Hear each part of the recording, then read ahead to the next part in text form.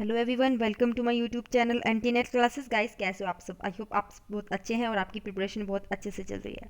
So guys, last video में हम लोगों ने डिस्कस किया था टीचिंग का कॉन्सेप्ट, टीचिंग के कैरेक्टरिस्टिक्स और फॉर्मल और informal teaching, learner centre teaching approach, instructor centre teaching approach and teaching के different levels, basic requirements of teaching. ठीक है, तो ये सब टॉपिक जो हम लोगों ने वो डिस्कस कर ली है प्रीवियस वीडियो में। तो अगर आपने वो वीडियो नहीं देखा तो आप उस वीडियो को जाके देख लीजिए। और इस वीडियो में हम लोग डिस्कस करेंगे मेथड्स ऑफ टीचिंग। ठीक है, तो टीचिंग के जो मेथड्स हैं, ये टॉपिक भी काफ़ी इंपॉर्टेंट है। ये टॉपिक जो है वो बीएड के एंट्रेंस एग्ज़ाम में या फिर बीएड के एग्ज़ाम में या फिर एमफिल के एग्ज़ाम में आपको इस टॉपिक में से क्वेश्चन देखने को मिल जाएगा। एंटी नेट के एग्ज़ाम में तो ऑब्वियसली आता ही है।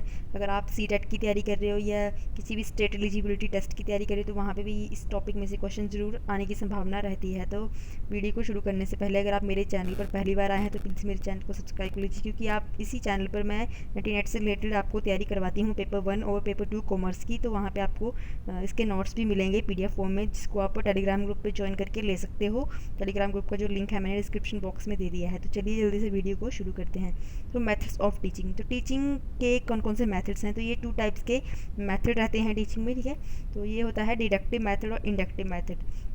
तो डिडक्टिव अप्रोच क्या होता है? तो डिडक्टिव अप्रोच जो है वो that involves the learners being given a general rule which is then applied to specific language examples and on through practice exercise.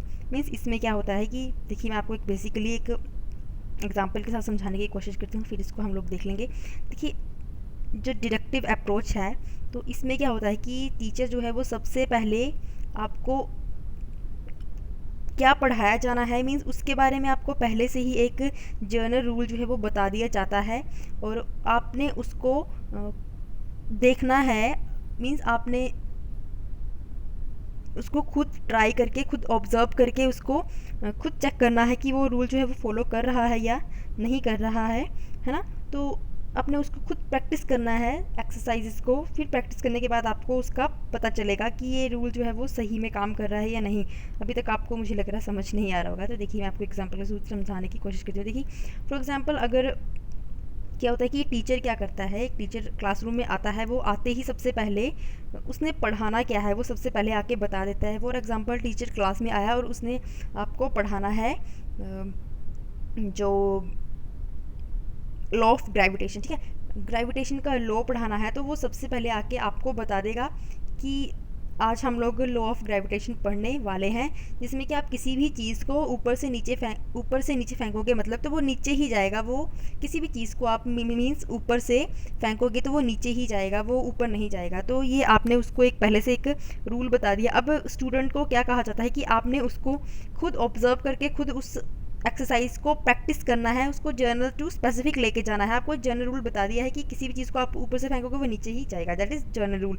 अब आपने उसको स्पेसिफिकली, आपने वो चीज़ को सच में खुद में उसको प्रैक्टिस करके, उसको एक्सरसाइज को प्रैक्टिस करके आपने उसको चेक करना है कि सच में ये रूल फॉलो कर रहा है या नहीं कर रहा है। तो आप वो चीज़ को स्पेसिफिकली, आप कोई बॉल ले सकते हो, आप बॉल को ऊपर से नीचे गिराओगे तब आपको पता लगेगा। आप पेन लेके उसको ऊपर से नीचे फेंकोगे तो आपको पता लगेगा कि ये जो जनरल रूल है वो स्पेसिफिकली सच में वर्क कर रहा है। दैट इज़, ये एक स्पून फीडिंग की तरह हो जाता है कि स्टूडेंट को सबसे पहले ही आप बता देते हो कि क्या करना है, तो वो उसके बारे में सर्च करके या उसको प्रैक्टिस करके खुद उसको देख लेता है और उसको चेक कर लेता है और उसको अप्लाई करके देखता है। ठीक है, तो ये होता है डिडक्टिव मेथड में। तो यहाँ पे भी कुछ वैसे ही लिखा है कि deductive reasoning works from the general to specific. Means आपको जर्नल एक टर्म बता दी जाएगा, जर्नल रूल बता दिया जाएगा, आपने उसको स्पेसिफिकली उसको चेक करके देखना है, उसको जर्नल टू स्पेसिफिक लेके जाना है।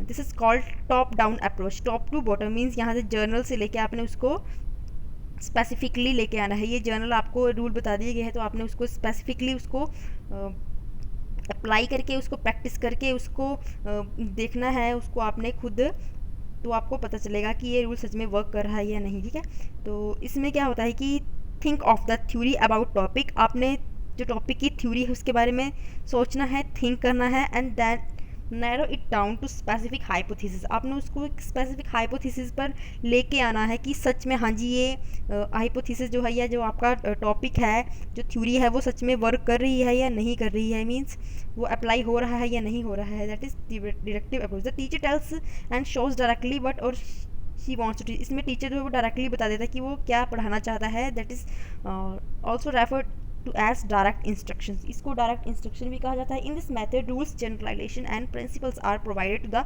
स्टूडेंट्स, इसमें जो रूल्स हैं, जनरलाइजेशन, जो प्रिंसिपल्स हैं, वो स्टूडेंट को पहले बता दी जाते हैं कि रूल ये है कि कोई भी चीज़ ऊपर से नीचे को फेंकोगे तो वो नीचे की तरफ जाएगी। And they are asked to verify them with the help of particular example, तो उसमें वो क्या करते हैं कि वो पर्टिकुलर एग्जांपल ये उसको खुद वेरीफाई करने की कोशिश करते हैं, खुद वो स्पेसिफिक उस चीज़ को उठा के खुद नीचे फेंकने की कोशिश करते हैं, उसको चेक करेंगे कि जो आपको थ्योरी दी गई है, जो जनरलाइजेशन आपको प्रिंसिपल्स आपको प्रोवाइड करवाए गए हैं स्टूडेंट्स को, वो सच में वर्क कर रहे हैं या नहीं है। लाइक कि स्पून फीडिंग चलता है, ये जो स्मॉल स्टूडेंट्स होते हैं उनको रेडीमेड जो है मटेरियल वहाँ पे दिया जाता है, उनको पहले से ही बताया जाता है। इसमें एक और एग्जांपल है, देखिए बचपन में हम लोग स्कूल में पढ़ते थे तो उस टाइम क्या होता था कि हमारे जो टीचर थे तो उन्होंने हमें फॉर एग्जांपल इंग्लिश में उन्होंने हमें बताया था कि एक्टिव वॉइस को पैसिव वॉइस में कैसे चेंज करना है, ठीक है। तो उन्होंने क्या किया कि हमें एक एक्टिव वॉइस को पैसिव वॉइस में चेंज करके बताया कि उसको ऐसे चेंज करते, ठीक है। तो अब आपने खुद जो अगले नेक्स्ट जो है वो जनरली आपको बता दी कि ऐसे वो काम करता है,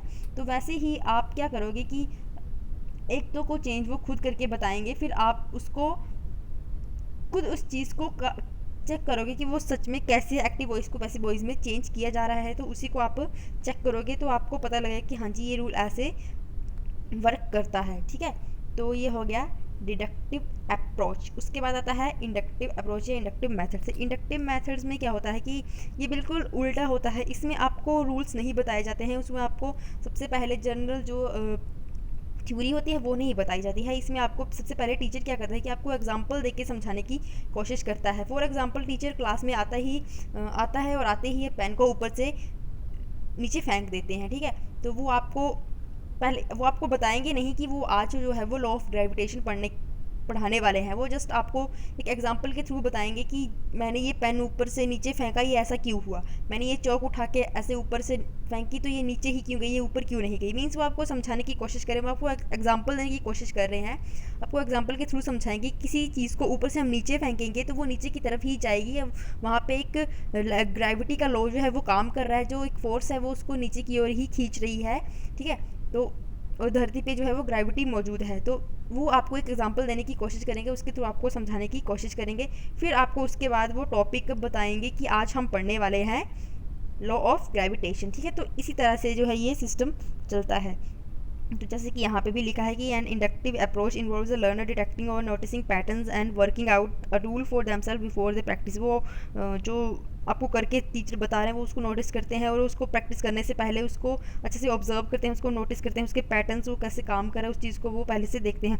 observation words towards generalization and theories, तो इसमें जो आपको एग्जाम्पल दिए गए वो एक जनरलाइजेशन की तरफ लेके जाते हैं। देखिए क्योंकि उन्होंने अगर आपको करके बताया कि आप पेन को ऊपर से नीचे फेंकोगे तो पेन नीचे जाएगा, आप चौक को ऊपर से नीचे फेंकोगे तो वो भी नीचे जाएगा। तो इसका मतलब ये हुआ कि स्पेसिफिकली आप किसी चीज़ को ऊपर से नीचे फेंक रहे हो तो वो नीचे ही जा रही है ग्रेविटी के कारण। तो अगर आप किसी भी चीज़ को जनरल सेंस आप किसी भी चीज़ को ऊपर से फेंकोगे नीचे तो वो नीचे ही जाएगी, वो ऊपर नहीं जाएगी, बिकॉज वहाँ पे ग्रेविटी की फोर्स जो है वो उसको नीचे की ओर खींच रही है, ठीक है। तो उससे क्या हुआ कि आप स्पेसिफिक से एक जर्नल की तरफ चले गए, आपने स्पेसिफिक थ्योरी को चेक किया और आपने उसको जर्नल सभी के ऊपर अप्लाई कर दिया। इसको बॉटम अप अप्रोच भी कहा जाता है। Inductive reason starts from the specific observation, आप उसको अपने एक स्पेसिफिक ऑब्जर्वेशन देखी जो टीचर ने आपको करके बताई।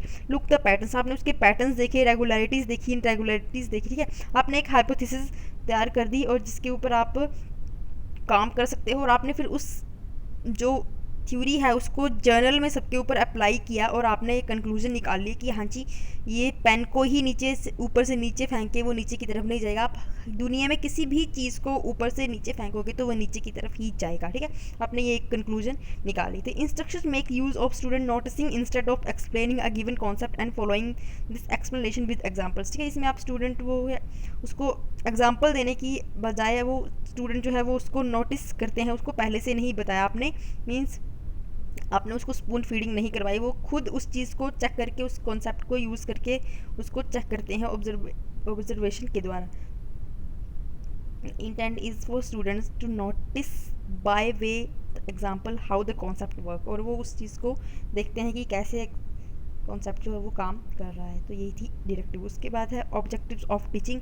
तो टीचिंग के कौन कौन से ऑब्जेक्टिव्स हैं, तो टीचिंग जो है वो फर्स्ट वन है to bring desired changes in the students attitude, student के जो एटीट्यूड है उसमें चेंज करना है, उसके बिहेवियर और को जो है वो एक शेप प्रोवाइड करवानी है, नॉलेज को एक्वायर करवाना है, को नॉलेज देना है, to improve the learning skills of student की जो लर्निंग स्किल है उसको इम्प्रूव करना है, फॉर्मेशन ऑफ बिलीव्स, जो उसके बिलीव्स हैं, उसकी जो मान्यताएं हैं उनको भी फॉर्मेशन करनी है, उनका भी निर्माण करना है, to become a social and efficient member of the society, ताकि आप सोसाइटी के एफिशिएंट और सोशल जो मेंबर आप बन पाओ। ठीक है, तो वीडियो काफ़ी लंबा हो गया है, तो फैक्टर्स जो हैं इफेक्टिंग टीचिंग, इसको हम नेक्स्ट वीडियो में डिस्कस करते हैं। तो थैंक्स फॉर वॉचिंग।